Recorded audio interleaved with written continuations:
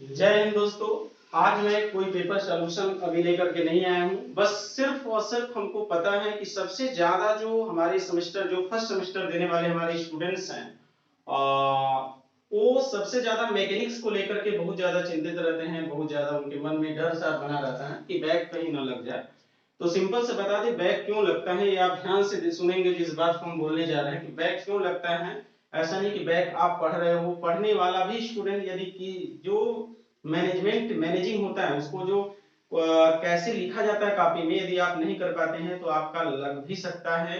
क्योंकि उसका main point क्या होता है जिसकी वजह से उस कॉपी का प्रेजेंटेशन हम ठीक से बना पाते हैं। तो सिंपल सा सुनेंगे। पहला, जैसे मान लीजिए आपके पास कोई पेपर मिला, मैकेनिक्स का पेपर मिला, आप पेपर को पढ़ेंगे, बड़े ध्यान से पेपर को पढ़ेंगे, पूरी क्वेश्चन को एक बार पढ़ेंगे।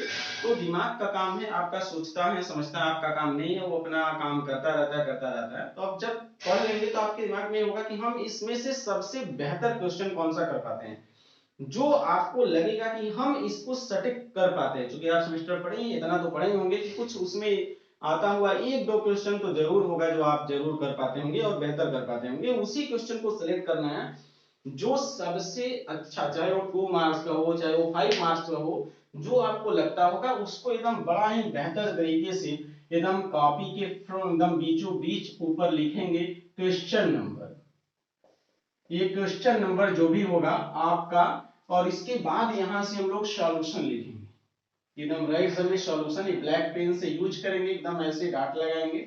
यदि क्वेश्चन 2 मार्क्स का न्यूमेरिकल है तो आराम से दिया है गिवन लिख करके उसको हल कर दीजिए, गिवन लिख करके हल कर दीजिए। यदि क्वेश्चन 5 मार्क्स का है तो आप उसको स्टेप फर्स्ट में पहले जो भी लिखा जाएगा उसको गिवन लिखा जाएगा, जो भी क्वेश्चन पढ़ते हुए गिवन डेटा देख रहा हूं इसी फॉर्मेट में चलेंगे।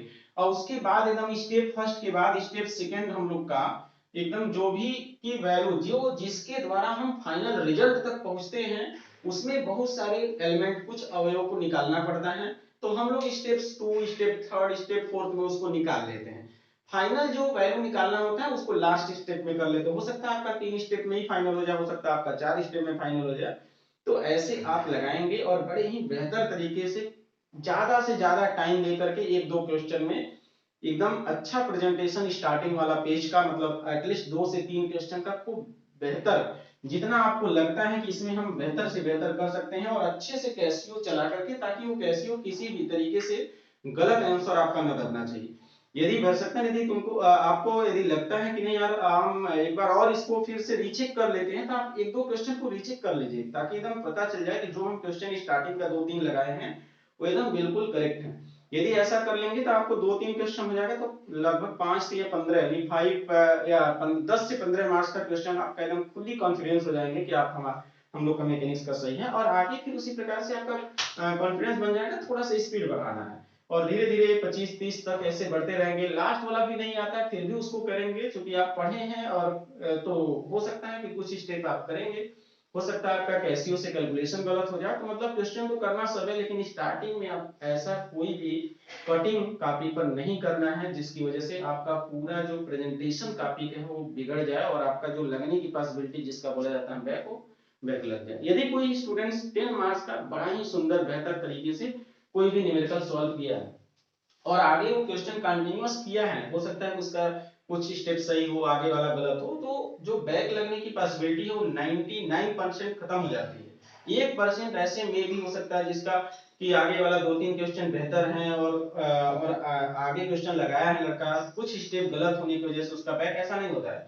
यदि पहला क्वेश्चन दूसरा क्वेश्चन सब कुछ आंसर आपका एक भी मैच नहीं किया, स्टार्टिंग से 4-5 लगाए और एक भी मैच नहीं किया, तो आप समझ जाएंगे कि फिर आपका जो कैलकुलेशन है वो बिल्कुल वीक है, मीन्स आप अच्छे से नहीं पढ़े हो और आपका बैक लगना फिर स्वाभाविक हो जाएगा। लेकिन इसको डरना नहीं है, एकदम एक ऐसे क्वेश्चन, दो ऐसे क्वेश्चन को पकड़ना है, पूरी मैकेनिक्स के पेपर से खींचना है ताकि आप उसको बेहतर से बेहतर प्रेजेंट कर सकते हैं, तो आप उसको वहां से पकड़ेंगे।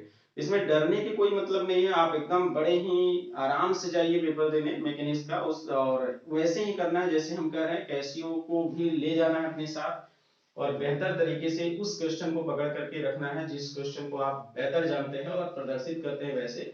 अच्छा, थ्योरी वाला भी लिखना है तो थ्योरी वाले में बहुत ज्यादा घुमा के भी नहीं लिखना है, आप टू द पॉइंट उसी पॉइंट को ज्यादा फोकस करेंगे मेन जो 2-3 लाइन होता है जिसको आप बेहतर जानते हैं वही चीज लिखेंगे। बाकी यदि 2 मार्क्स में है तो क्योंकि ऐसा कोई शब्द वहां पर यूज नहीं कर लेंगे जिसकी वजह से एग्जामिनर को आपकी पूरी डिटेल मालूम चल जाए ऊपर से नीचे तक कि आपको कुछ भी नहीं आता है। तो ओवरऑल 2 मार्क्स वाले में जो हम थ्योरी आप लिखेंगे वो बड़े ही संभल के लिखना है, क्योंकि वो 2 मार्क्स में 2-3 लाइन यदि पढ़ने के बाद आपकी पूरी कॉपी का एक इमेजिन कर लेता है कि आप क्या लिखे होंगे आगे। ठीक है ना। तो आ रहा है यदि थियरी 2 मार्क्स में एकदम बिल्कुल करेक्ट आ रहा है, अच्छा आ रहा है, तब तो पहले करेंगे, और नहीं आ रहा तो उसको बाद में करेंगे। न्यूमेरिकल आ रहा है, न्यूमेरिकल पहले करेंगे कॉन्फिडेंस के साथ। 2 मार्क्स का यदि न्यूमेरिकल है, न्यूमेरिकल 2 मार्क्स का कर सकते हैं। 2-3 न्यूमेरिकल 2 मार्क्स में है तो उसको पहले उसको सॉल्व कर लो, फिर उसके बाद जो न्यूमेरिकल आता है। तो ये तो हम लोग बैक लगने वाला मैटर आ गया। अब हम टॉपर वाला क्या सोचता है। देखो टॉपर वाले जो होते हैं जो 45 प्लस जाते हैं वो कैसे, क्योंकि हम लोग भी मान लीजिए अपने समय में मान के चलिएगा हम जिस समय थे अभी तक वो टॉपर रहे हैं, और उस प्रकार से हम जो सोचते हैं हमको लगता है कि आगे जो टॉपर है वो भी सोचता वही होगा। जब हम लोग को पेपर मिलता है तो हम लोग को आता सब था, मतलब आता तो सब रहता है। अब हम क्या करते हैं, यदि अब आता तो सब पेपर है लेकिन हम ऐसे कौन से क्वेश्चन को लिया जाए, जैसे ऑप्शन रहता है तो आपको दिमाग में कंफ्यूजन होता है, मतलब वही ज्यादा पढ़ने वाले को भी कंफ्यूजन रहता है यार। ऐसा नहीं कि आपको सिर्फ न पढ़ने वाले को फेल होने का डर, उसको टॉप करने का भी डर रहता है। तो ऐसा कौन सा क्वेश्चन हम ले लिए जिसमें अच्छा मार्क्स न गेन हो पाए, उसका प्रदर्शन हम अच्छे से नहीं कर पाए। आ तो रहा था लेकिन हम उसका जो जिस वजह से जिस अच्छे से प्रेजेंटेशन देना चाहिए था वो नहीं दे पाए। तो आप टॉपर वाले क्या उसको आप देखिए, पढ़िए, समझिए, और उसके बाद आपको लगे कि यार बेहतर बेहतर किसमें हम अच्छा ये दिन दे पाते हैं, उस क्वेश्चन को आप दिमाग में टिक लगा लेंगे। तो पेपर पर तो लगाना नहीं रहता है, और इस प्रकार से उस क्वेश्चन को सीरियल वाइज से सेट करिए कि पहले हम किसका सबसे बेहतर कर पाते हैं, फिर उससे थोड़ा सा कम किसका कर पाते हैं, फिर उसके आगे कौन सा, फिर इसी डिक्रीजिंग ऑर्डर में आपको करना है। तो आप मान लीजिए कि 4-5 क्वेश्चन आप एकदम बेहतर तरीके से अच्छा प्रदर्शन कर रहे हैं, आपका प्रेजेंटेशन कॉपी में बिल्कुल सही है, मान लीजिए 20 मार्क्स 5 मार्क्स का आपका 4-5 क्वेश्चन आपका सही हो गया, एकदम पूरा पूरा 5-5 जा रहे हैं, और आगे यदि एक आध स्टेप कहीं कैलकुलेशन वीक है तो उसी राउंड में एक 1 मार्क्स आपका काट करके फिर 4 मार्क्स ऐसे ऐसे दिया जाता है। तो ऐसे स्टूडेंट्स लगभग 40 प्लस जाते हैं या 45 जाते हैं, कई स्टूडेंट तो 47 48 भी मार्क्स ला सकते हैं। थियरी ऑफ मशीन में 48 47 आता है, मैकेनिक्स में भी आ जाता है। तो वैसे ही स्टूडेंट्स को ऑब्जर्व करते पता चलता है कि ऐसा क्वेश्चन पकड़ लिए जो आ तो रहा था लेकिन उसका बेहतर प्रेजेंटेशन है, उसका कैलकुलेशन उसका अच्छा ना आए, तो आपका वहां पर पॉइंट कट जाता है, फिर उस केस में आपका 45 वाला मैटर नहीं रह पाएगा। तो उस वहां पर भी आपको समझना है, यदि बढ़िया पढ़े हैं, बहुत ज्यादा आप मैकेनिक्स पढ़े हैं, तो भी आपको दिमाग वहां पर पेपर के समय मिलने के बाद आपको लगाना पड़ेगा कि हम किस प्रकार से कौन से ऐसे क्वेश्चन को लिया जाए जिसकी वजह से हम अच्छा और बेहतर प्रदर्शन उस कॉपी में कर सकते हैं। तो कॉपी अच्छा, दूसरी बात कॉपी का जो लिखावट होता है सिंपल सा, जो मेन फर्स्ट ईयर को नहीं पता होता है कि इसको किस प्रकार से किया जाता है। तो जैसे कुछ लोग क्या करते हैं, सपोज ये कॉपी का हमारा पेज है, ये पेज कॉपी का है, और कुछ लोग क्या करते हैं एकदम पूरा डबल स्केल लगा करके खींच देते हैं और यहाँ ये लगा बचता है, इतना ही बचता है। तो एग्जामिनर समझ जाता है कि यार ये बिल्कुल बेवकूफ बना रहा है, इसकी कोई मतलब नहीं। कॉपी का जो स्केल होता है, मेन साइज जो हम लोग जानते हैं, जहां तक स्केल साइज होता है, स्केल का जो साइज एकदम वहां से आप उतना ही यहाँ पर मार्जिन लीजिए और यहाँ पर उतना ही मार्जिन लीजिए, जो बचता है उसमें बेहतर से आप लिखने का प्रयास करेंगे। उसको ये ना लगे कि आप पेज भर रहे हैं, आप पेज को फिलअप करने के लिए बस केवल आपका दिमाग है, ये ऐसा गलत माना जाता है, गलत इंप्रेशन काफी बनता है, ये वाला सही होता है। ठीक है ना, कोई जरूरी नहीं कुछ लोग दोनों तरफ खींचते हैं ऐसे बचता है बीच में इतना, ये बिल्कुल ही गलत है, आप ऐसा नहीं करेंगे। दूसरी बात, सपोज कि आपका क्वेश्चन करते करते जाएंगे और क्वेश्चन करने के बाद सपोज कि आपका आधे पेज के ऊपर, मतलब यहाँ पर आपका समाप्त हो गया, कुछ लोग क्या करते हैं इतना पेज को गैप करके आगे वाले पेज पर फ्रेश। लेकिन हम लोग जहाँ पर बहुत सारे जो प्रोफेसर से मिले जो काफी बहुत एक्सपीरियंस है, उन लोग के नॉलेज से पता चलता है वो गलत इंपैक्ट उनके अकॉर्डिंग इस कॉपी पर गलत इंपैक्ट पड़ता है। आप यहाँ से डबल लाइन आप स्केच से खींच लीजिए, और खींचने के बाद यहाँ से फिर से क्वेश्चन, मतलब यदि आधे पेज से ऊपर ही आपका ये खत्म हो गया, क्वेश्चन समाप्त हो गया, तो तुरंत नया क्वेश्चन यहीं से स्टार्ट कर दीजिए। यदि हाफ पेज के बाद आपका क्वेश्चन खत्म होता है तो कोई दिक्कत नहीं है, आप आगे वाले पेज पर करेंगे। लेकिन यदि राइट साइड में पेज है तो यहाँ पर पीटीओ प्लीज टर्न ओवर ये वाला लिख करके आगे वाले पेज से आप कंटिन्यूस उसको करेंगे। तो प्लीज जो पीटीओ लिखेंगे, जैसे सपोज कि राइट पेज पर आपका आधे से ज्यादा राइट पेज पर लिख रहे हैं, क्वेश्चन आधे पेज के ज्यादा लिख रहे हैं, मींस उसका 1/4 अभी भी स्पेस बाकी है, तो आप उतना नहीं यूज करेंगे, नहीं कि थोड़ा सा 2 लाइन लिखने के लिए आपको नया क्वेश्चन करेंगे, क्योंकि आप खींचेंगे तो 2 ही 3 लाइन बचेगा। इसलिए वहां पर पीटीओ राइट साइड में एकदम नीचे कॉर्नर में लिख करके नेक्स्ट नए पेज पर अपना क्वेश्चन को स्टार्ट करिए।